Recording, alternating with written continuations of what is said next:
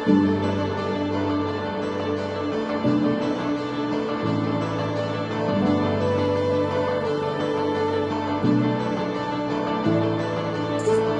guys, this is Matthew House. We were just going to show you some of the tools that we're using right now to debark all these trees. We've been making progress. Our first 2 logs took like 3 days to finish debarking, but we're moving a little bit faster. The weather has been a little bit warmer too, which helps a lot.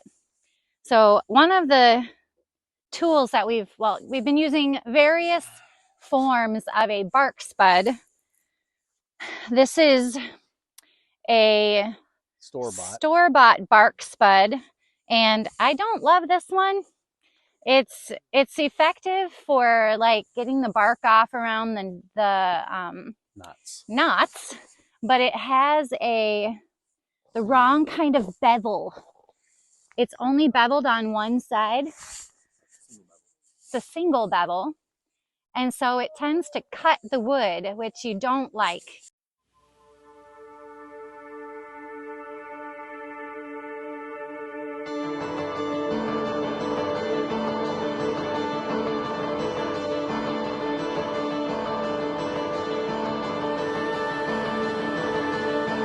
Want to tell them about the next one? Sure.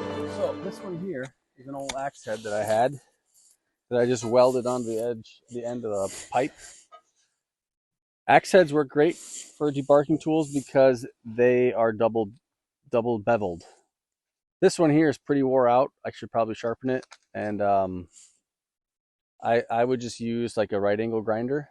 Stick this thing on a bench vise, and then just use a right angle grinder and just sharpen it. But you don't want it too sharp again, because as Heather said, it'll cut too deep into the meat of the bark. You just want to take of the log. You just want to take off the bark. You don't want to go any further than that.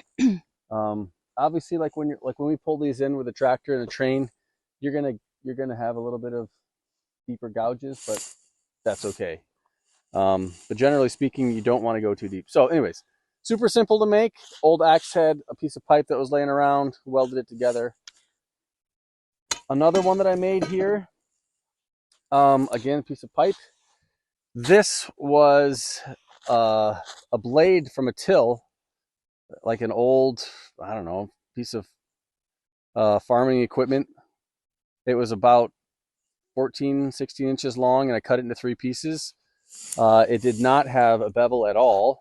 I used my right angle grinder, and I made my own bevel. Bring it a little closer so you guys can see how that looks. So this one's really effective. It takes the bark off, and it does a good job. I found personally, I like the shorter handles, or shorter, what do you call this, doohickey? Handle. Yep, sounds good. There's lots of times when you're like bending down or on your knees or whatever, and just it's just easier to have a short handle. Yep, you can get a little bit more power into it, I found.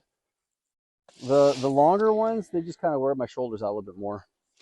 I love this one though. This I think is my favorite. It's just this flat Spade. old spade, but it's been working wonderfully for me. It's not super sharp, but it's thin enough that it really is good to get underneath the bark. And sometimes, let me see if I can show you. So it's good to find a spot where you can get started. And you just scrape like this. Voila. But sometimes with this thinner edge, you can get underneath the bark here and just pry it up. And then you can like peel a whole section, and it's super satisfying. So just a little tidbit that we found. The bark at the bottom of the tree, it's a lot more wrinkly. It's a challenge. It's a lot harder. It's just older. This younger bark up here at the top really peels off easy, as you can see how they're going at it. It just kind of comes off. I mean, right now it's probably 35, 36 degrees out. It's harder to debark when it's cold. We've been out here debarking in like the 20s, and I mean, everything is just hard. It doesn't peel like this when it gets probably below freezing, below 30. Yep. So as the weather warms up, this process is going to speed up quite a bit. Last thing I want to talk about is just this good old axe here that I use. So I use it to, so around your knots, you don't want your knots to be exposed too much. You want them to, you want to be pretty much flush to the surface. So I'll come behind and I'll just kind of chop them down flush, because I'd rather not use a chainsaw. But then this has got a really sharp bevel, double bevel, but not too sharp where it cuts into the meat. But it works. Can you scoot over? It works really good around the knot. I can just kind of scoop it right up, and it just comes right off. So, anyways, the whole saying "there's more than one way to skin a cat" is true with debarking. There's a variety of tools that you can use, variety of methods. What we have found is angle. The angle that you approach the wood is really important. You don't want to come in too hard like this because you're going to bite into the wood. You kind of want to have, I don't know, what is that? Maybe a 30 degree, 25, 30 degree angle. And it just scrapes right off, as you can see here. So that's really important. And you really don't need to put a whole lot of power into it, because once you get it going, it just kind of goes, which is nice. But anyways. And what's really interesting is that the wood, right when you peel it, is nice and light like this. But after it's been exposed to the air for about a day, it turns dark, like these trees back here. Almost like an orange color. And some of it, like when you get the bark off, what's underneath almost looks spongy. But as it is exposed to the air and dries out a little bit, it just changes into what you would expect a peeled log to look like. Yep.